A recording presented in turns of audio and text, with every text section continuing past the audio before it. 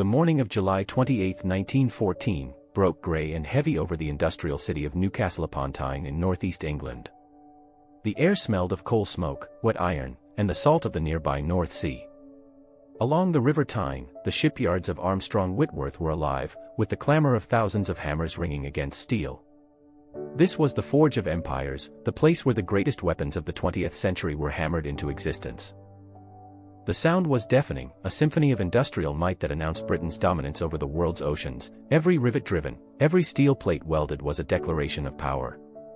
But on this specific Tuesday, the attention of every worker, every engineer, and every passerby was fixed on a single massive silhouette dominating the skyline. Resting in the dark water of the fitting-out basin was a leviathan. It was the battleship Sultan Osman I. To call it a ship seemed inadequate. It was a floating steel fortress, a cathedral of war. It stretched nearly 700 feet from bow to stern, longer than 2 football fields laid end to end. It was painted in the slate-gray livery of a modern dreadnought, designed to disappear into the mist of battle. The ship's massive hull displaced over 27,000 tons of water. Its superstructure rose like a steel mountain crowned with observation platforms and fire control directors. But its most terrifying feature was its teeth. Rising from its deck were 7 massive gun turrets housing 14 12-inch cannons. No battleship in history had ever carried so many heavy guns. It was designed to unleash a broadside of nearly 7 tons of high-explosive shells in a single volley, enough to vaporize a city block or break the back of any enemy vessel afloat. The ship represented the pinnacle of naval architecture, a weapon so powerful that it could single-handedly alter the balance of power in an entire region. Standing on the dockside, in the shadow of this steel mountain, were 500 men who looked very different from the pale workmen of Newcastle. They wore red fezes with black tassels. Their faces were bronzed by the Mediterranean sun. They spoke in the melodic cadences of Turkish and Arabic. They were the elite sailors of the Ottoman Navy, the chosen sons of an empire that stretched from the Balkans to the deserts of Arabia. They had traveled 3,000 miles to claim the ship. For months they had lived on a transport vessel docked nearby, waiting for this moment. The conditions had been cramped and uncomfortable, but their spirits remained high. They had spent their days learning the complex hydraulics of the gun turrets, mastering the intricacies of the steam turbines that would drive the propellers at speeds approaching 21 knots. They had spent their nights praying towards Mecca on the cold English decks, dreaming of the moment they would sail this weapon home to Istanbul. They wrote letters home describing the magnificent ship, speaking of it with reverence and pride. For these men, the Sultan Osman was not just a machine.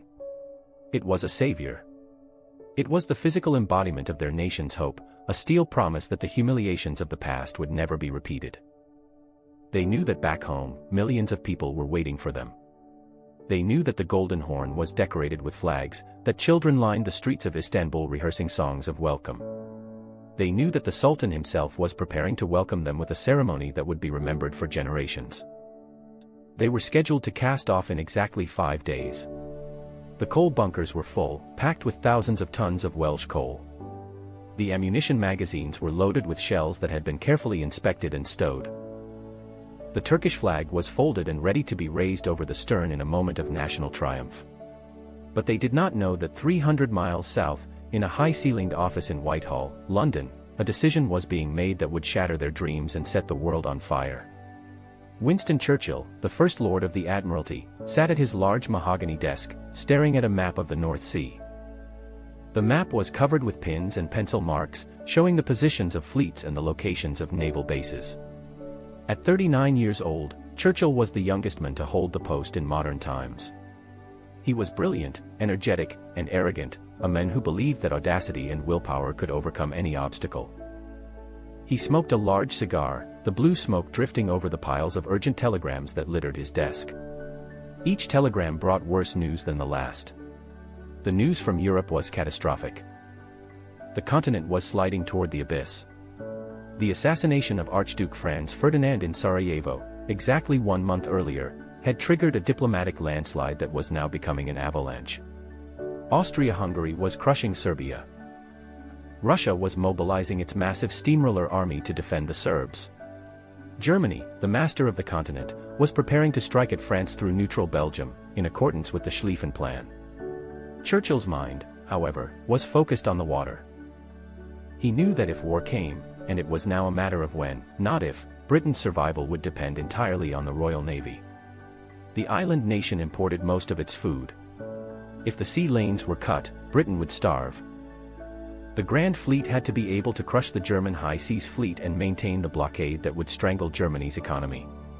He began to do the math in his head. He counted the British dreadnoughts, 22 capital ships. He counted the German dreadnoughts, 15 capital ships, with more under construction. The margin of superiority was dangerously thin. If the Germans got lucky, if a few British ships hit mines or were torpedoed by submarines in the opening days of the war, the balance could shift. Britain could lose the war in an afternoon. A single decisive fleet action could determine the fate of the empire and the world. His eyes kept drifting back to the list of foreign warships being built in British yards. And there, glaring at him, were the names of two ships. The Sultan Osman I and the Rashadi. Two super dreadnoughts.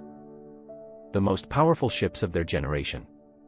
And they belonged to the Ottoman Empire. A power whose loyalty was uncertain.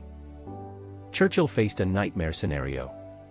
The Ottoman Empire was technically neutral, but everyone who understood the geopolitics of the region knew that German influence in Istanbul was growing day by day. The Germans had been cultivating relationships with the Young Turks for years. German officers were training the Ottoman army. German engineers were building the Berlin-Baghdad railway. What if the Turks sailed these ships home and then, within weeks or months, joined the Germans in the war? What if the finest battleships built by British hands were used to sink British ships in the Mediterranean, to shell British bases in Egypt, to threaten the Suez Canal, the lifeline of the empire? It was a risk Churchill was not willing to take. He turned to the First Sea Lord, Prince Louis of Battenberg, and made a statement that would echo through history. He said, the legal implications were irrelevant to him. The moral implications were secondary. The fact that the Ottoman government had already paid for the ships in full, that every penny had been transferred to British banks, was a mere detail in the calculus of empire. Churchill decided to steal them. To understand the sheer magnitude of this betrayal, we have to peel back the layers of history and look at the dying Ottoman Empire. By 1914, the empire was known throughout Europe as the Sickman of Europe, a phrase coined decades earlier by Tsar Nicholas III of Russia. It was a tragedy of slow collapse, a funeral procession that had been going on for 2 centuries. For 200 years, the Russians, the British, the French, and the Austrians had been tearing chunks off the Ottoman map like vultures picking at a carcass. They had lost Greece to revolution and British intervention. They had lost Serbia to nationalism. They had lost Bulgaria to Russian expansionism. They had lost Egypt to British occupation, though it remained nominally Ottoman until 1914.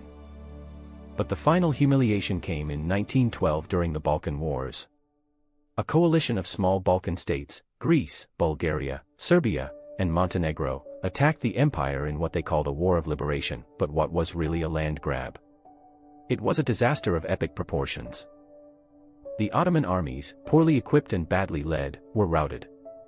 Refugees flooded into Istanbul by the hundreds of thousands, bringing stories of massacre and defeat. But the worst blow came from the sea.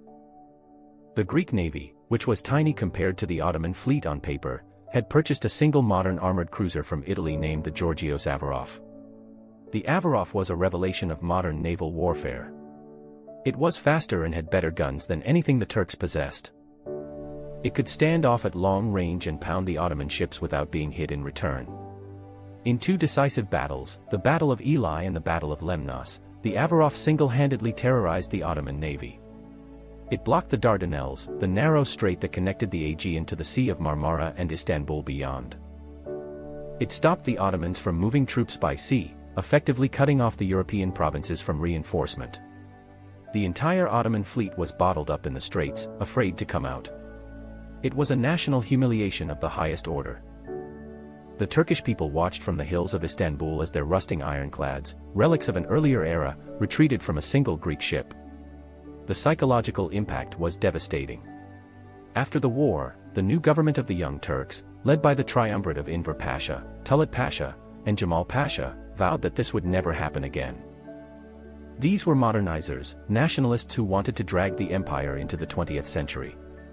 They realized that in the modern geopolitical arena, sovereignty was defined by dreadnoughts.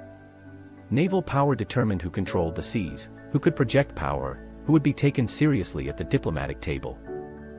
If they wanted to hold on to their remaining islands in the Aegean, if they wanted to protect their coastline from Greek expansion, if they wanted to prevent further humiliation, they needed ships that could crush the Avarov and anything else the Greeks might acquire. But the Ottoman treasury was empty. The empire was drowning in debt accumulated from decades of war and mismanagement. The European powers controlled their finances through the Ottoman Public Debt Administration, an international organization that collected taxes on behalf of foreign creditors. How could a bankrupt nation afford the most expensive weapons on earth? A single dreadnought cost as much as the entire annual budget of a small province. The answer was the Navy League. The government launched a campaign that was part fundraising drive and part religious revival. They appealed directly to the patriotism and religious sentiment of the common people. They turned the acquisition of these battleships into a holy cause. It was not just about military strategy. It was about restoring the honor of Islam in the Turkish nation. It was framed as a sacred duty, a defense of the faith against Christian powers that sought to dismember the last great Muslim empire. The scenes that played out across the empire were extraordinary and deeply moving. In the Grand Bazaar of Istanbul, merchants set up collection boxes next to their stalls, decorated with images of battleships and Ottoman flags. In the remote villages of Anatolia, peasants who had never seen the sea and could barely afford to feed their families walked for days to the nearest town to donate a bag of grain or a single sheep to the cause. Imams in the mosques preached sermons declaring that every lira given to the Navy League was a bullet fired in defense of the faithful, a nail in the hull of a ship that would protect Muslim lands. Women played a central role in this campaign. In a society that was traditional and conservative, where women typically remained in domestic spheres, women stepped forward in unprecedented ways. They organized charity bazaars, selling handicrafts and sweets. They donated their jewelry, their most precious possessions. There are documented accounts of women taking the gold bracelets from their wrists, the dowries that were their only financial security in a patriarchal society, and dropping them into the Navy League's velvet bags. There were stories of schoolgirls cutting off their long hair to sell to wig makers in Europe, donating the pennies they received. Old women gave their wedding rings. The campaign became a national obsession, a collective act of sacrifice that united people across class and ethnic lines. The government issued a series of medals and ribbons to recognize donors. If you donated a small amount, you received a ribbon. If you donated a significant amount, you received a bronze medal called the Donanma Medaillasi, the Navy Medal. There were silver and gold medals for the wealthy merchants and landowners. It became a badge of honor to wear these medals in the street. If you walked into a coffee house without a Navy League ribbon on your lapel, you were looked at with suspicion, as if you were a traitor or a miser. It was a total mobilization of national wealth, an act of collective will that demonstrated the depth of Ottoman patriotism. With this river of gold flowing into Istanbul, the government went shopping. They went to Britain because despite the political tensions and the centuries of rivalry, Britain was still seen as the gold standard of naval engineering. British shipyards had built the most advanced warships in the world. They placed the order for the Rashadi at first with the Vickers, Shipyard, and Barrow and Furness. It was a solid modern battleship, well-designed and formidable. But then a unique opportunity arose. The Armstrong shipyard in Newcastle was building a monster ship for Brazil. It was named the Rio de Janeiro. The Brazilians had ordered it to win a naval arms race against Argentina and Chile, rival South American powers that were also buying dreadnoughts. But then the rubber boom collapsed and the Brazilian economy tanked. The price of rubber, which had made Brazil wealthy, crashed when British and Dutch plantations in Southeast Asia came online. The Brazilians couldn't afford the ship anymore.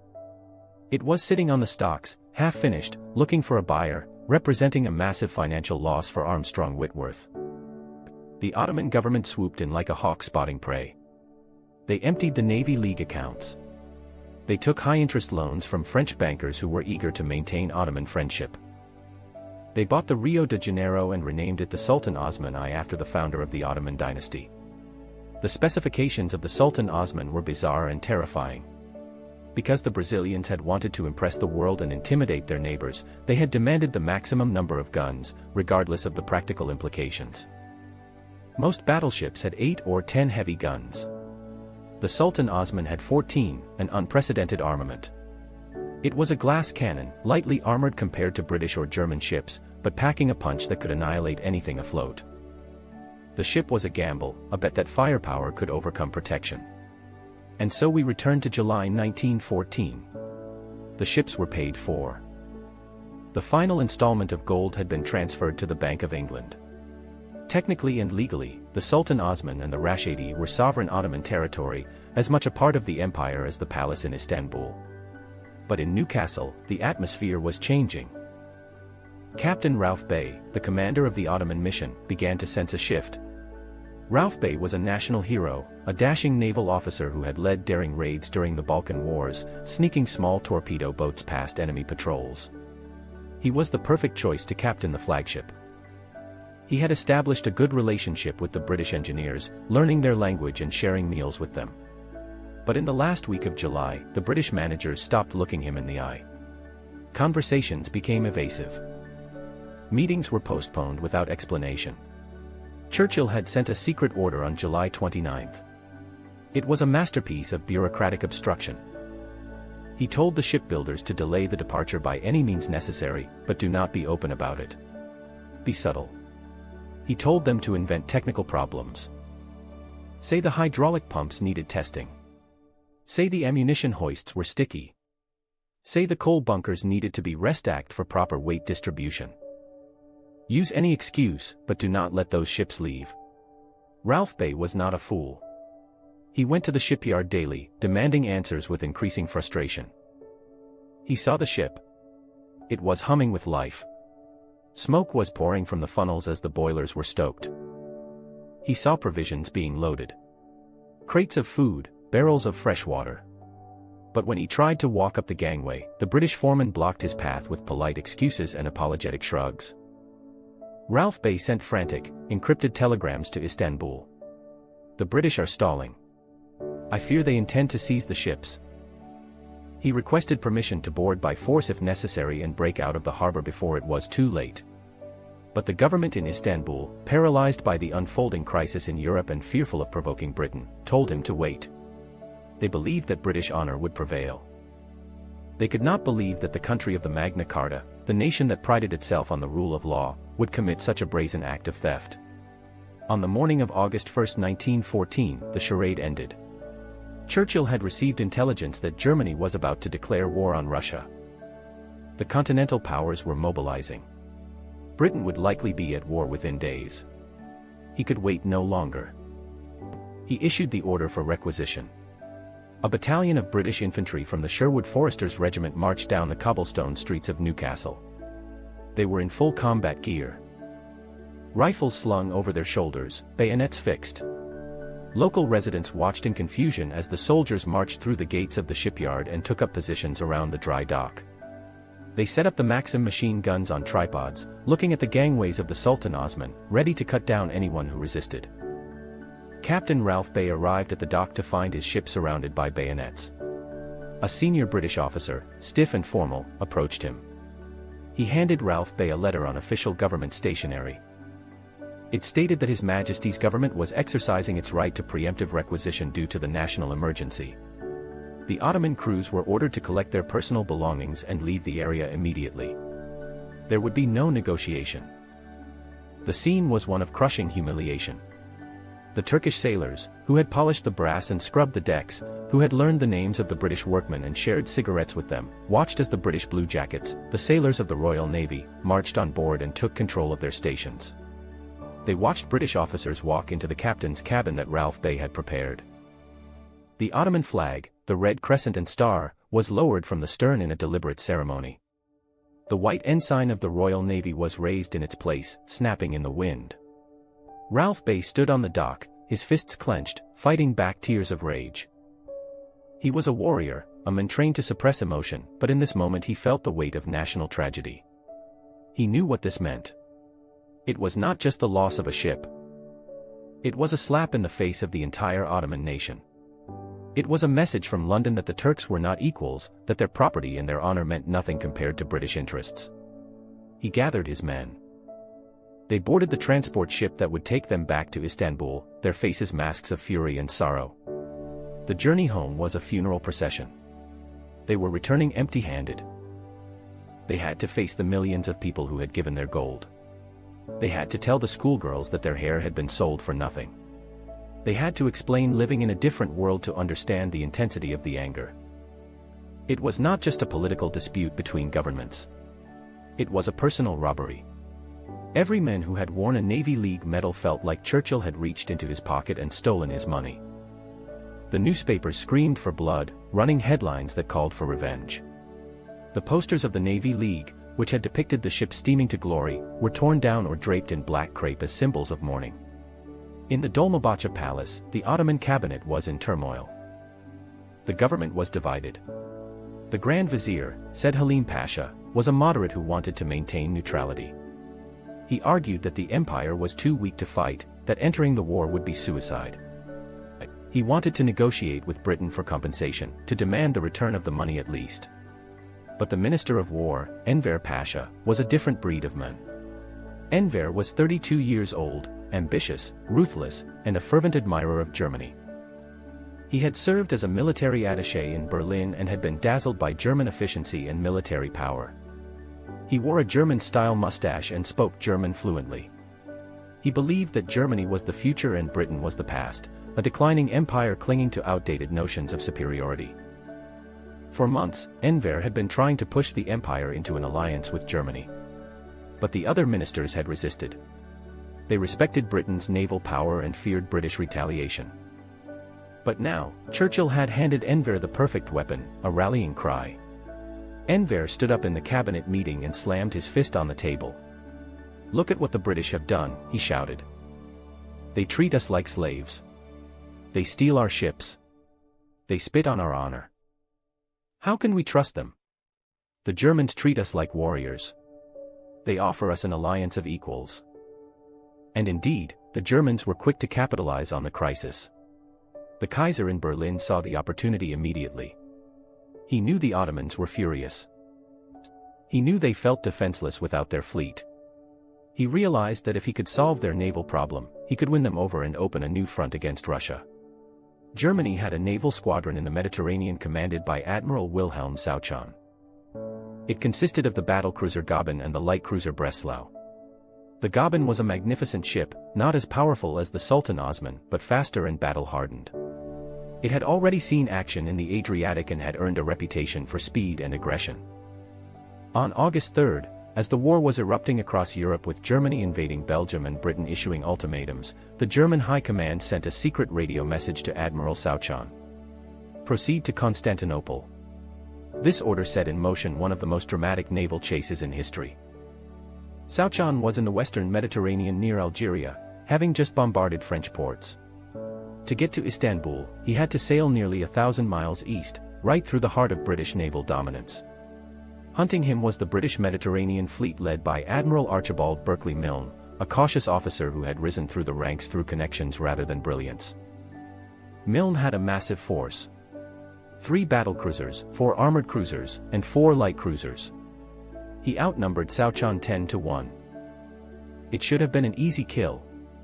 The British ships were faster and had more guns. It should have been a matter of hours, but Souchon was a sailor of immense skill and determination, and he had one advantage: desperation. He knew he couldn't go home. The British controlled the Strait of Gibraltar. He couldn't go into the Atlantic. His only hope was the Dardanelles. He ordered his ships to run at full speed. The engines of the Goeben were plagued by boiler tube failures. The coal was bad, low-quality stuff that produced more smoke than heat. But Souchon drove his men relentlessly. Inside the boiler rooms, the heat rose to over 120 degrees Fahrenheit. Stokers fainted from exhaustion and heat stroke. German officers stood with pistols drawn, not to shoot the enemy, but to ensure the men kept shoveling coal into the furnaces. It was a race against time and fuel. The British fumbled the chase in a series of errors that would haunt Milne for the rest of his life. Admiral Milne was cautious. He was worried about protecting the French troop transports crossing from Africa to France. He received confusing orders from Churchill in London. He hesitated when he should have attacked. Souchon slipped through the net. He engaged in a running battle with British light cruisers, but his heavy guns kept them at bay. He reached the Aegean Sea running on fumes. His coal bunkers were practically empty. He had to stop at a Greek island to buy coal from a merchant ship, violating neutrality laws, but he didn't care. Survival was all that mattered. On the afternoon of August 10, 1914, the Goeben and the Breslau arrived at the mouth of the Dardanelles. The entrance to the straits was guarded by massive Ottoman forts with rows of heavy guns and rows of naval mines blocking the channel. Sauchan stopped his ships. He radioed the Turkish commander at the fort. "I request permission to enter." This was the moment that would decide the fate of the Middle East. Enver Pasha was in the war ministry when the message arrived. "The German ships are at the gate. The British fleet is close behind them. If we let them in, we are violating neutrality. If we keep them out, the British will sink them." The Grand Vizier hesitated. He knew that letting them in was effectively an act of war against Britain, even if not officially declared. But Enver Pasha didn't wait for consensus. He acted on his own authority, seizing the moment. He sent a message to the forts. "Open the minefields. Let them in." As the boom nets parted and the gray shapes of the German warships glided into the calm waters of the straits, the British vanguard appeared on the horizon. They were just hours too late. The door had slammed shut. But now a diplomatic crisis erupted. The British ambassador in Istanbul, Sir Lewis Mallet, stormed into the Grand Vizier's office. He demanded that the German ships be interned. Under international law, a neutral country must arrest the crew and disable the weapons of any belligerent warship that enters its ports. The Ottomans were trapped. They couldn't arrest the Germans because Enver wouldn't allow it. But they couldn't admit they were sheltering them without declaring war, which they weren't ready to do. And someone, perhaps a German diplomat, perhaps a Turkish minister, came up with a stroke of genius. A lie so bold that it changed reality. The Ottoman government released an official statement. They said, "We have not sheltered these ships. We have bought them. The German government has kindly agreed to sell us the Goeben and the Breslau to replace the two ships that the British stole from us." It was pure theater. No money changed hands. The ships were still German property in every legal sense, but the propaganda value was immense. The Turkish people, who had been in mourning for their lost ships, suddenly went wild with joy. The British stole our ships, so the Germans gave us new ones. It was poetic justice, a reversal of fortune. On August 16, a ceremony was held in the Golden Horn that was surreal, even by the standards of the war. The German naval ensign was lowered from the stern of the Goeben. The Ottoman flag, with the crescent and star, was raised. The ship was renamed the Yavuz Sultan Selim after one of the most feared Ottoman sultans. The Breslau was renamed the Medalai, but there was a problem. The Ottomans didn't have any sailors trained to operate these complex German turbines and fire control systems. So, the German crews didn't leave. Instead, crates of uniforms were brought on board. The German sailors, blonde-haired, blue-eyed men from Hamburg and Kiel, took off their Kriegsmarine uniforms and put on Ottoman uniforms. They put on fezzes. Admiral Sauchan, the German aristocrat, put on a fez and was appointed commander-in-chief of the Ottoman Navy. The British ambassador watched this masquerade with fury. He knew they were still German ships. He knew the orders were still coming from Berlin. But, the diplomatic fiction held, Britain was not yet ready to fight the Turks, not while the battle was still raging on the Western Front. For 2 months, the Yavuz sat in the harbor, a loaded gun pointed at the heart of Russia, the peace held by a thread. The moderate ministers and the Ottoman government tried desperately to keep the empire neutral. They argued that they had their ships now, so they could stay out of the war. But Enver Pasha and Admiral Sauchan had other plans. They had secret orders from the Kaiser. Bring Turkey into the war. Open a new front to distract the Russians and the British. Sauchan grew impatient. He was tired of sitting at anchor. He was a warrior, not a diplomat. He wanted to fight. In late October, he went to Enver. They hatched a plot to force the government's hand to create a crisis that would make neutrality impossible. On October 27, Admiral Sauchan took his fleet, the Yavuz, the Medalai, and a squadron of Turkish destroyers into the Black Sea. He announced he was going on a training maneuver, a routine exercise. He steamed north into the cold, gray waters toward the Russian coast. He ordered radio silence to be broken only by battle commands. On the morning of October 29, 1914, the citizens of the Russian port of Sevastopol woke up to a thunderous roar that shook windows and rattled dishes.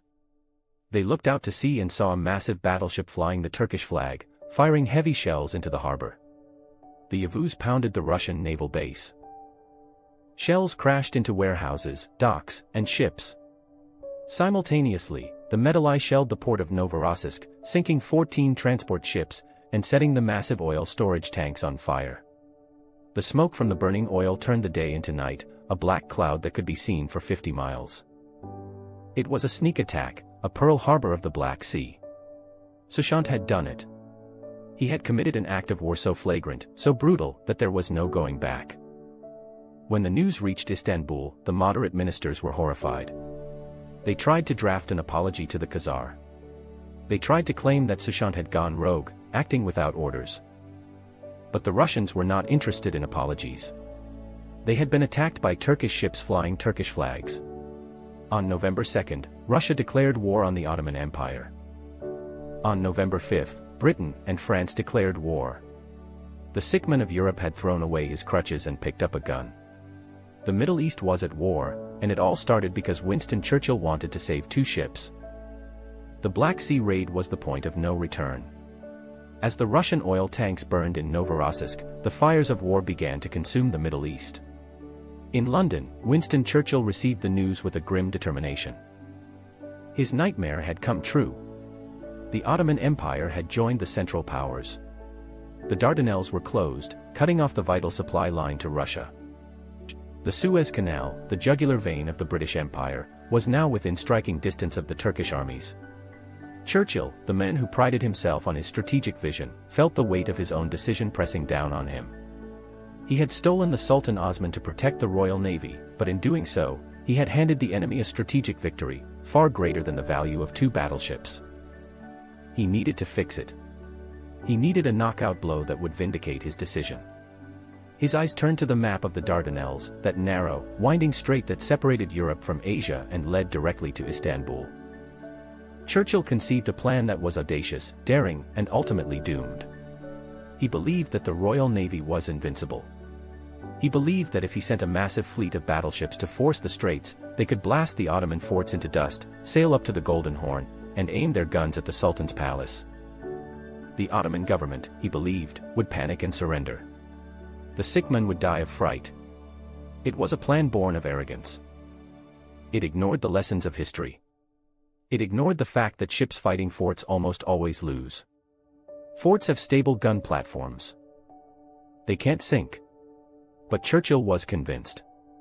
In February 1915, a colossal armada gathered in the Aegean Sea. It included the most powerful ships in the British and French navies. And in a twist of irony that would make a Greek tragedian weep, one of the ships in the fleet was the HMS Agincourt. The Agincourt was the renamed Sultan Osman I, the very ship that had been stolen. It was now sailing to attack the people who had paid for it. The Turkish gunners in the forts, looking through their binoculars, would have recognized its silhouette. They knew the number of its guns. They knew the shape of its turrets. Seeing their own stolen property bearing down on them, flying the enemy flag, with a cold, resolute fury. They were not just defending their capital, they were fighting a personal vendetta. The naval attack began on February 19. The British ships unleashed a storm of steel. The noise was deafening, a continuous rolling thunder that could be heard in Istanbul, 40 miles away. The Agincourt, with its 14 12-inch guns, fired full broadsides that shook the sea itself. The Ottoman forts crumbled under the impact. Stone walls built centuries ago disintegrated. But the Ottomans had a secret weapon. It was not a battleship. It was a small, insignificant mine layer named the Nusret. While the British Armada was pounding the outer forts, the Nusret had slipped out silently at night. Its captain, a young officer with keen tactical instincts, had noticed a pattern. The British ships would steam up the straits, fire their guns, and then turn starboard into Aranjuez Bay to retreat and let the next wave of ships come in. The Nusret laid a line of 26 naval mines, not across the channel as was standard, but parallel to the shore, right in the maneuvering area of the British fleet. On March 18, 1915, the British launched their main attack. 18 battleships steamed into the straits in 3 waves. They silenced the forts. Admiral de Robeck, the British commander, thought he had won. Victory seemed within reach. He ordered the French squadron to turn back and the British reserve squadron to move forward. The French battleship Beauvais turned into Aranjuez Bay. At 1:54 p.m., a massive explosion ripped the ocean apart. A column of water and flame shot hundreds of feet into the air. The Beauvais had struck one of the Nusrat's mines. The ship broke in half. In less than 2 minutes, it capsized and vanished beneath the waves, taking 600 French sailors with it. The British thought it was a torpedo or a lucky shell from the forts. They didn't realize they were drifting into a minefield. Minutes later, the British battleship HMS Irresistible struck a mine. A huge hole was blown in its hull. Then HMS Ocean struck a mine. HMS Irresistible struck a mine and began to list heavily, water pouring into its compartments. Panic seized the fleet. In a single afternoon, the Allies had lost 3 capital ships and had 3 more crippled. A third of the fleet was out of action. The mighty Royal Navy, which had ruled the waves for a century, had been defeated by a tiny mine layer and the hubris of its commanders. Churchill was devastated. The naval attack was called off, but the Allies could not walk away. Too much prestige was at stake. They decided that if ships couldn't do it, soldiers would have to. This led to the land invasion of Gallipoli. On April 25, 1915, Allied troops, British, Australian, New Zealand, French, and Indian stormed the beaches. They expected a march to Istanbul in a week. Instead, they found themselves pinned down on narrow strips of sand and rock, exposed to murderous fire from the heights above. The Ottoman soldiers, led by Mustafa Kemal, fought with the desperation of men defending their last home. They held the high ground. For 8 months, the campaign became a meat grinder. It was trench warfare in the heat of the Mediterranean summer. Dysentery and flies killed as many men as bullets. Bodies rotted in no man's land. By the time the Allies evacuated in defeat in January 1916, over 500,000 men were dead or wounded. The beaches were graveyards. The dream of a quick victory had turned into a nightmare. Winston Churchill was the political casualty. He was forced to resign as First Lord of the Admiralty. He was scapegoated for the disaster. He left London in disgrace and went to serve as a battalion commander in the trenches of the Western Front, trying to wash away the stain of Gallipoli in the mud of Flanders. The ghost of the stolen ships haunted him for years, but the war continued. The Sultan Osmond, now the Agincourt, survived the Dardanelles. It was sent north to join the Grand Fleet at Scapa Flow in the Orkney Islands. On May 31, 1916, the Agincourt sailed out to meet the German High Seas Fleet at the Battle of Jutland, the largest naval clash in history. Over 200 ships engaged in a massive fleet action in the cold waters of the North Sea. The Agincourt was a strange beast in the British line. The British sailors called it the Gin Palace because its fittings were luxurious, meant for Ottoman officers. The captain's quarters had ornate woodwork, but in battle, it was a monster. During the night action at Jutland, the Agincourt found itself close to the German battle line. The captain gave the order to open fire. The Agincourt did something that no other ship had ever done. It fired all 14 of its 12-inch guns at once. A full broadside. The flash was so bright that observers on other ships thought the Agincourt had blown up. The recoil was so violent that it shattered the crockery in the galley and stripped the paint off the deck. But the ship held together. It hurled 7 tons of steel at the Germans in seconds. It was a terrifying display of the power that the Ottomans had sought to possess. But tactical victories at sea could not save the Ottoman Empire on land. The empire was bleeding from 1,000 wounds. The war dragged on for 4 brutal years. The British blockade starved the Ottoman cities. Food became scarce. Inflation soared. The Arab revolt, fueled by British gold and promises of independence, tore away the southern provinces. T.E. Lawrence, the famed Lawrence of Arabia, rallied Arab tribes against Ottoman rule. Jerusalem fell to General Allenby in December 1917. Baghdad fell. Damascus fell. The empire was collapsing from within and without. By 1918, the Ottoman armies were exhausted. The empire was bankrupt. On October 30, 1918, aboard the British battleship, HMS Agamemnon anchored off the island of Lemnos. The Ottoman delegation signed the Armistice of Mudros. It was an unconditional surrender. 13 days later, on November 13, 1918, the final scene of this tragedy played out. An Allied fleet of 60 ships sailed through the Dardanelles. The minefields had been swept. The forts were silent. Their guns spiked and abandoned. They steamed past the graves of the men who had died at Gallipoli. They entered the Sea of Marmara and dropped anchor in the Golden Horn, directly in front of the Dolmabahce Palace and the Hagia Sophia. It was the first time since 1453, since the fall of Constantinople to Mehmed the Conqueror, that a foreign fleet had occupied Constantinople. And there, in the middle of the fleet, flying the Union Jack, was the HMS Agincourt. The ship had finally come home, but it had come as an executioner. For the people of Istanbul watching from the hills, the sight was heartbreaking. They remembered the gold bracelets. They remembered the children's hair.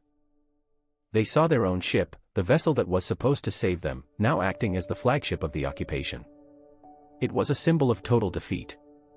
The aftermath of the war reshaped the world map. The Treaty of Sèvres partitioned the Ottoman Empire like a carcass. The British and French diplomats, Marc Sykes and François-Georges Picot, had already drawn lines on the map, carving up the Middle East into zones of influence with barely a thought for the people who lived there. Britain took Iraq and Palestine. France took Syria and Lebanon. The borders were drawn with a ruler, paying no attention to the ethnic or religious realities on the ground. The Kurds were left without a state, divided among Turkey, Iraq, Syria, and Iran. The Arabs, who had been promised independence by Britain in exchange for their revolt, were given colonial mandates instead. The seeds of every major conflict in the modern Middle East, from the Israeli-Palestinian conflict to the rise of ISIS, were sown in the wreckage of the Ottoman collapse. And what of the ships themselves? The HMS Agincourt, despite its impressive performance at Jutland, was never loved by the Royal Navy. It was considered a structural freak. It was too long, too difficult to maneuver. After the war, in 1921, the British government decided to scrap it. The ship that had caused a world war, the ship that had cost millions in gold and blood, was towed to a breaker's yard in Scotland. It was cut apart by acetylene torches. Its mighty guns were melted down. Its steel was recycled into razor blades, cars, and bridges. The Rashadi, renamed HMS Aran, suffered the same fate. Scrapped in 1921. 2 super dreadnoughts reduced to scrap metal. But the Goeben, the German ship that had started the war, survived. Renamed the Yavuz, it became the flagship of the new Turkish Navy. It served the new Turkish Republic founded by Mustafa Kemal Ataturk, the hero of Gallipoli who transformed Turkey into a modern nation. When Ataturk died in 1938, his body was carried on the deck of the Yavuz in a final salute. It remained in service until the 1950s, the last surviving battlecruiser of the Great War. It was finally scrapped in 1973, a lingering ghost of the imperial age. As we look back at this story a century later, the question remains, was it worth it? Winston Churchill believed he did the right thing. He secured the naval balance in the North Sea. He ensured that the Royal Navy had the margin of victory. From a purely British naval perspective, the seizure was a success. The Agincourt fought at Jutland and contributed to British naval supremacy. But the geopolitical cost was incalculable. If Churchill had allowed the ships to sail, the Ottoman Empire might have remained neutral. The pro-British faction in the government would have been strengthened. The Dardanelles would have remained open, allowing supplies to reach Russia. Russia might have been stronger, better equipped to withstand the German offensives. Without the Ottoman entry into the war, the entire character of the conflict would have changed. The war would have been shorter. Millions of lives might have been saved. The Russian Revolution might have been averted or delayed, changing the entire course of the 20th century. The map of the Middle East would look completely different today. There might have been no Iraq, no Syria, no Palestine Mandate, and therefore no Israeli-Palestinian conflict as we know it. The theft of the Sultan Osman was a tactical victory, but a strategic catastrophe. It demonstrated the blindness of imperial power. Churchill saw battleships as just machines, tools of war. He didn't see them as symbols. He didn't understand that by stealing a nation's pride, he was creating an enemy far more dangerous than any fleet. The legacy of that theft is written in the history books, but it is also written in the memory of the region. It reinforced a narrative of betrayal that persists to this day. The idea that the West speaks of law and justice, but practices piracy when it suits its interests. This narrative has shaped Middle Eastern attitudes toward the West for generations. The day Winston Churchill stole the Ottoman Navy, he thought he was just seizing two holes of steel. In reality, he was seizing the destiny of the Middle East and steering it toward a century of storm. The shipyards of Newcastle are quiet now. The great dreadnoughts are gone, reduced to memories and museum pieces. But the echoes of the guns of the Sultan Osman are still ringing in the world we live in today. Every conflict, every border dispute, every act of terrorism in the Middle East can trace its roots back in part to the decisions made in that gray morning in 1914 when a British politician decided that power mattered more than honor. This is John, History Tales channel. Subscribe now to stay ahead of the curve, because when the history books are written, you'll want to be among the few who saw it coming.